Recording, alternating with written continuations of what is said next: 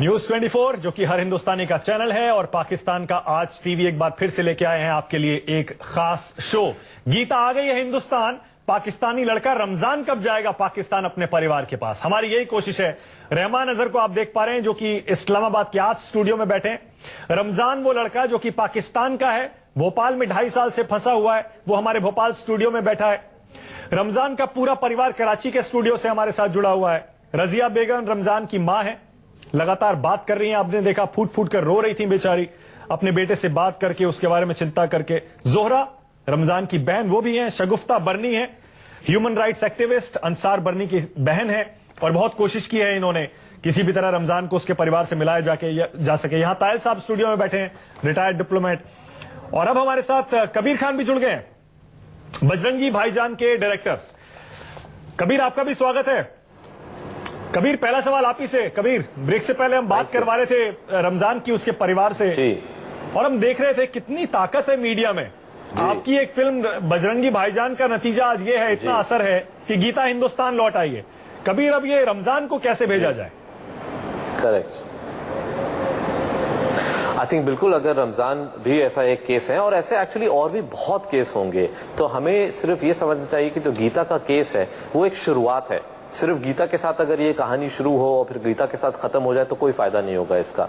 I think Gita एक शुरुआत है और गीता एक सिंबल बन जाना चाहिए कि जब लोग कोऑपरेट करते हैं बॉर्डर के दोनों तरफ पे, तो फिर किस किस्म के उसका असर हो सकता है। जैसे आप देखिए अब इस कोऑपरेशन से गीता अब वापस घर आ गई है, इसी तरीके से हमें कोऑपरेट करके ये देखना चाहिए कि रमजान और बहुत सारे और बच्चे या दूसरे लोग जो फंसे हुए हैं बॉर्डर के इस दूसरे तरफ पे, उनको घर वापस उनको ला सकें। कबीर, ऐसा तो नहीं है कि हमें बजरंगी भाईजान 2 का इंतजार करना पड़ेगा रमजान को उसके परिवार से मिलाने के लिए?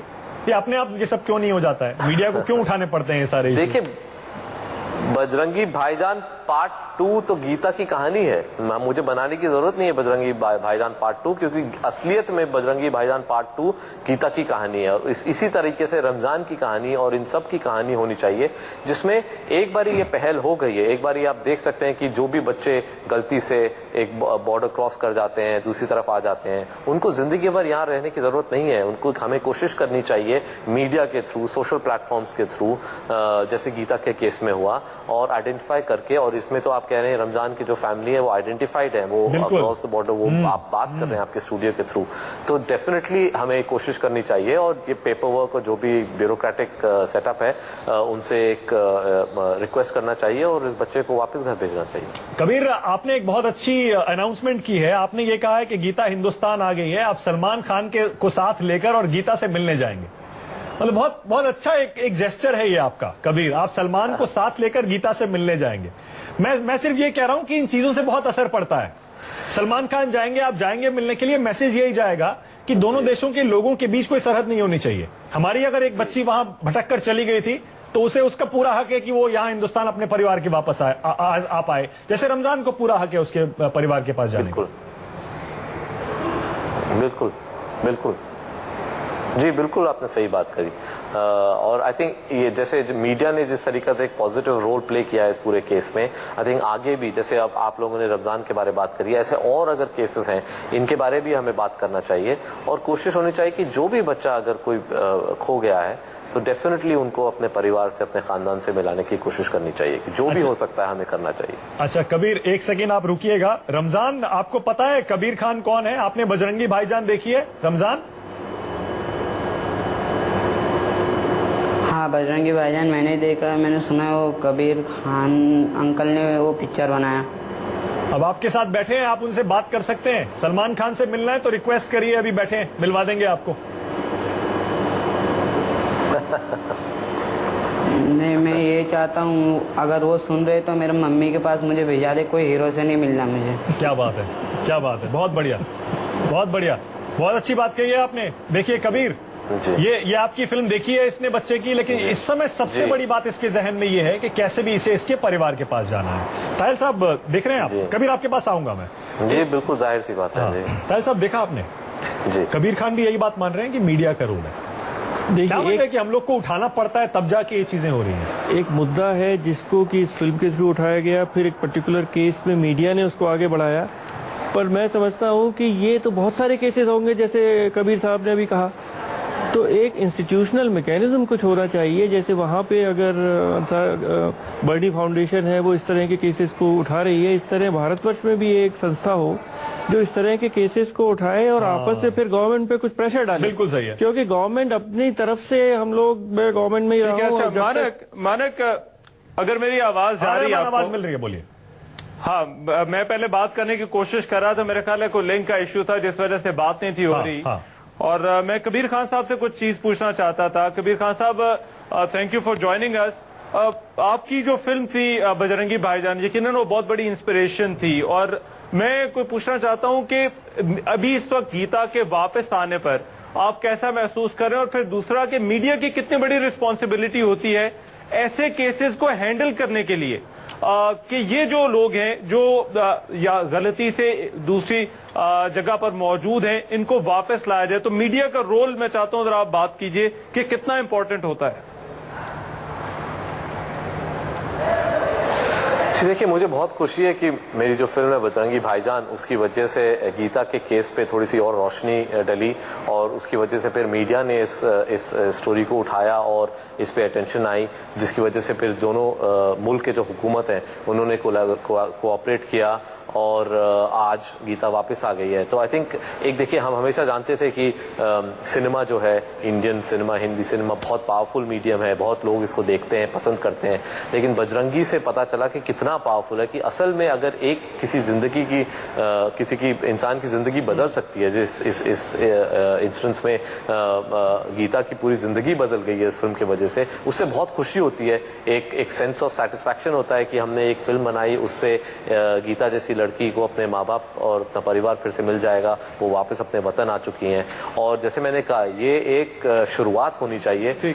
मीडिया का एक बहुत अहम रोल है इसमें, क्योंकि मीडिया अटेंशन की वजह से सरकार ने भी इसका एक्शन लिया। मीडिया की अटेंशन की वजह से ये हमेशा स्टोरीज फिर लोगों के जहन में रहती हैं, और एक लोगों को एक इम्पेटस मिलता है कि जाएं और जो भी हो सकता है इन बच्चों को बनानी होगी, प्यार मोहब्बत की पब्लिक ओपिनियन बनानी होगी दोनों तरफ। हाँ, बिल्कुल सही है। कबीर, एक सेकंड। कबीर, आपने सुना, रमजान आपसे थोड़ी देर पहले कह रहा था कि मुझे सलमान से नहीं मिलना है, मुझे मेरे परिवार से आप मिलवा सकते हैं तो मिलवा दीजिए। आपने स्क्रीन पर बजरंगी भाईजान की जो कहानी उतारी है, लोग उसको असल में यकीन करने लगते हैं कि सलमान खान, कबीर खान मिलकर ये कर सकते हैं। तो मुझे पूरा यकीन है, रजिया बेगम आप सुन रही हैं मुझे? रजिया, कबीर खान बजरंगी भाईजान फिल्म के डायरेक्टर हमारे साथ जुड़े हुए हैं। रमजान उनसे कह रहा है कि मुझे परिवार से मिलवा दीजिए। आप भी चाहती हैं कि वो किसी भी तरह हो सके आपकी मदद करें? क्या कहना चाहती हैं आप उनसे? जी, मैं बिल्कुल चाहूंगी कि वो मेरी मदद करें। आपने ये फिल्म देखी है? तो प्लीज मेरी मदद करें। आपने बजरंगी भाईजान के बारे में सुना है? इतनी कहानियां वो लोग लिख के अक्सर फिल्मों में देते हैं, तो समझ लीजिए इतना मदद तो मेरे बच्चों का कर सकते हैं ना, क्योंकि इतने अच्छे लोग हैं वहाँ के और बड़े बड़े लोग हैं, कोई तो कर सकता है ना हम गरीबों की मदद। तो मेहरबानी मैं इतना ही दरखास्त करूंगी कि प्लीज मेरी मदद करें, किसी तरीके से भी मेरे बच्चे को पाकिस्तान भिजवा दे मेरे पास।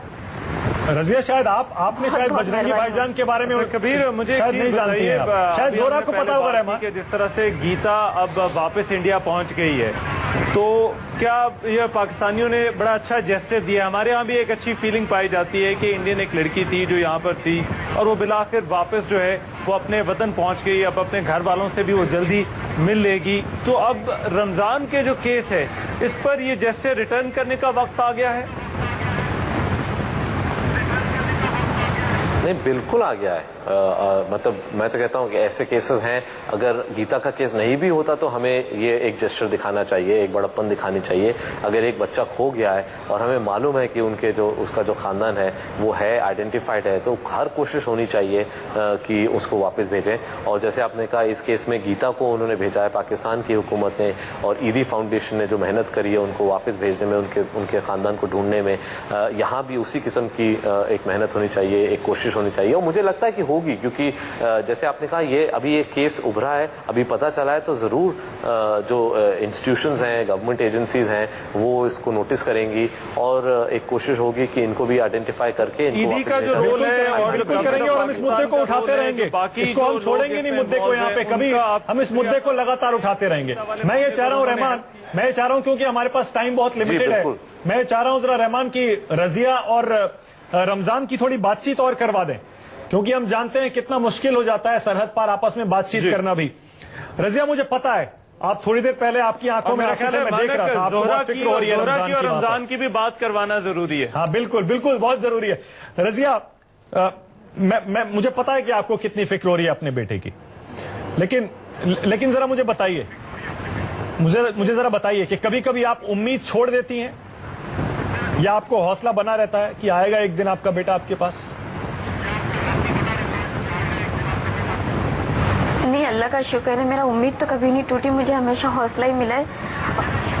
मुझे पता है कि मेरा बेटा इंशाल्लाह जरूर एक दिन न एक दिन पहुंचेंगे, क्योंकि कायनात में अल्लाह पाक ने कहीं बहुत अच्छे लोग भी रखे हैं जो मेरी मदद करेंगे मेरे बेटे से मिलाने की। ठीक है, मेरे पास टाइम खत्म हो रहा है। जोहरा, मैं चाह रहा हूं कि अपने भाई से आप भी एक मैसेज दे दें जल्दी से। टाइम रहमान बिल्कुल खत्म हो रहा है, एक ब्रेक लेना पड़ेगा। ब्रेक से पहले जोहरा सुन पा रही है मुझे, एक मैसेज देना चाहेंगे अपने भाई को? जी जी, हेलो जोहरा, क्या मैसेज देना चाहती हैं अपने भाई को? मैं यही बोलना आवाज नहीं आ रही। हाँ बोलिए बोलिए। हेलो जी जोहरा, बात करो। क्या मैसेज देना चाहती हो अपने भाई को? मैं अपने भाई को यही मैसेज देना चाहती हूँ कि अल्लाह का शुक्र है, गुजार है कि वो सही सलामत है, क्योंकि 3 साल तक उसका कोई अता पता कुछ भी नहीं था, कि वो उसने अपने आप को सही सलामत, जैसे इधर इंडिया के लोगों के बहुत बहुत बहुत शुक्रगुजार हूँ कि उन लोगों ने मेरे भाई को सही सलामत अनाथ आश्रम में रखा है, क्योंकि 3 साल तक उसको कोई ना पता ना कुछ भी नहीं, हर जगह ढूंढ चुकी, किसी भी जगह उसका पता वता नहीं था। हम लोग तो सोच रहे थे, कोई कहता है कि उसका किसी ने उसको मार दिया, या फिर कोई कहता है कि वो मर गया, इंतकाल हो गया, कुछ भी। मतलब मैं तो यही गुजारिश करती हूँ उन लोगों से कि उन लोगों का बहुत बहुत शुक्रिया कि मेरे भाई को उन लोगों ने 2.5 साल तक संभाला है, खिलाया पिलाया। हालांकि उसने जो देखा है, मतलब रोड में घूमना, खाना नहीं मिलना, भूखे रहना, मैं अपने भाई से गुजारिश करना चाहती हूँ, और उन लोगों के अनाथ आश्रम से जहाँ पर वो रह रहा है, कि उन लोगों को बहुत बहुत शुक्रिया। मैं दुआई दे सकती हूँ कि वो लोग कितने अच्छे लोग हैं। मैं तो मुझे पता चला कि दुनिया में अच्छे लोग भी है, जब नेट में छोड़ा है, कि मुझे यकीन नहीं हो रहा कि दुनिया में अच्छे लोग हैं, क्योंकि 100% में से 99% तो खराब लोग निकलते हैं, बहुत कम मुश्किल से अच्छे लोग निकलते हैं। मुझे बहुत खुशी इस बात की है कि दुनिया में अभी भी अच्छे से लोग हैं जो मदद कर रहे हैं। यहाँ पर भी हमारे बहुत मदद कर रहे हैं, अंसार बनी की ट्रस्ट में आए हम लोग, यहाँ पर भी हमारी बहुत मदद कर रहे हैं। अम्मी जब सुनती थी रमजान का कोई अदा नहीं है, कोई बोलता है इंतकाल हो गया, कुछ हो गया, अम्मी तो उसी टाइम अम्मी अपने आप को संभाल नहीं सकती थी, रो देती थी। फिर ऊपर से जब ये सब सुना है, फिर अम्मी उस टेंशन की आएगा कैसे, पता नहीं वहाँ के लोग अच्छे नहीं है, अच्छे है भी या नहीं, बुरे है, कुछ भी नहीं पता। लेकिन ये सब देखने के बाद हमें पता चल रहा है कि नहीं, सब जगह से मदद हो रही है, वहाँ से भी हो रही है, तो यहाँ से भी हो रही है। मैं अपने भाई को यही बोलना चाहूंगी कि बस वो अब्बू के वहाँ से निकल गया तो अच्छी बात है, क्योंकि वहाँ पर उसको कोई प्यार नहीं करता था। अब इंडिया में आ गया है, बस अल्लाह का मैं शुक्रगुजार करती हूँ कि वो आ गया, पाकिस्तान में आ जाए हमारे पास। हम लोग उसको किसी चीज की तकलीफ नहीं देंगे, क्योंकि वहाँ पर उसने जितने भी दुख दर्द देखे है ना, क्योंकि वहाँ माँ के बगैर रहे, अब्बू नहीं प्यार देते थे, कोई भी उसका साथ नहीं देता था, खाना नहीं देता था। उसकी बातें सुनकर तो हमें रोना आता है, क्योंकि काफी दिन तक भूखा रहा। ये सब सुन के जी हम तो फिर भी अच्छे खासे रह रहे, खा पी रहे, वहाँ पर उसका क्या असर हुआ होगा हमें खुद नहीं पता है। अच्छा रजिया, मैं आपसे ये बहन की बात आपने सुनी और बहन अपने भाई के लिए कितनी परेशान है। रजिया, मैं आपसे एक आखिरी चीज जो पूछना चाहता हूँ वो यही कि इतने साल आपने गुजारे, आपका बेटा आपके पास नहीं था, एक माँ किस तरह से एक रात गुजार सकती है कि उसका बेटा, उसको ये भी इल्म नहीं कि कहाँ पर है और कैसा है? हमें तो कुछ खबर भी नहीं मिलती थी। मुझे जब भी इनके ददियाल वालों को फोन करती थी तो कहता था कुछ पता नहीं। जब भी बांग्लादेश उन लोग कॉल करते तो कहते रमजान को कुछ आता पता नहीं है। तो जैसे दिल बैठ सा जाता था। जब पता चला है कि वो इंडिया में, मैं बहुत खुश हूँ, मेरा बेटा है। मुझे बस एक ही बात उसकी बहुत याद आती है, जब मैं काम पे जाती थी और काम से घर आती थी, वो मुझे आके बोलता था अम्मी मुझे लड्डू ला के दो। बेबरटे खेलने वाले खिलौना, नंगे पैर भागता हुआ आता था और अजीब अजीब बातें करता था। मैं हंसती थी मैं अपने बेटे को देख के। वो मेरे बगैर बिल्कुल नहीं रहता था। मुझे नहीं पता मेरा बेटा अब मेरे बगैर कैसे रह रहा है, क्योंकि मैं नहीं रह पा रही हूँ। मुझे मेरा बच्चा चाहिए। इंडिया वालों से बहुत गुजारिश करती हूँ कि बड़ी मेहरबानी होगी, बहुत मेहरबानी होगी, बहुत एहसान होगी इन लोगों का अगर वो लोग मुझे मेरे बच्चे से मिला दे। और आप लोगों की भी बहुत मेहरबानी होगी, प्लीज मेरी मदद करें, कोई तो मेरी मदद करे, मुझे मेरा बच्चा चाहिए। रमजान, आप कुछ कहना चाहते हो अपनी वालदा से, अपनी माँ से, और आपको कुछ याद है उस वक्त का?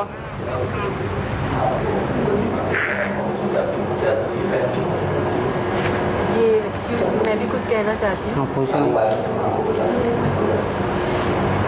रमजान आप सुन पा रहे हैं? रमजान देख रहे हैं आपकी माँ और बहन का रो रो कर बुरा हाल है आपके लिए। वो कह रही हैं आपके लिए जब आप काम से वापस आती थी आप लड्डू मांगते थे। आपको कुछ पुरानी बातें याद आती हैं रमजान? मुझे कुछ याद नहीं। वैसे मम्मी को बोल दीजिए नहीं रहे हो, मैं टेंशन ले में मैं जल्द से जल्द आ जाऊंगा वहाँ। आपको वाकई पुरानी बातें याद नहीं है रमजान? नहीं, मुझे कुछ याद नहीं वैसे। मैं उससे बोलूं? हाँ जोरा बताओ, बोलो जोरा। अच्छा जोहरा बात करना हेलो चाह रही। रमजान, रमजान हाँ हाँ,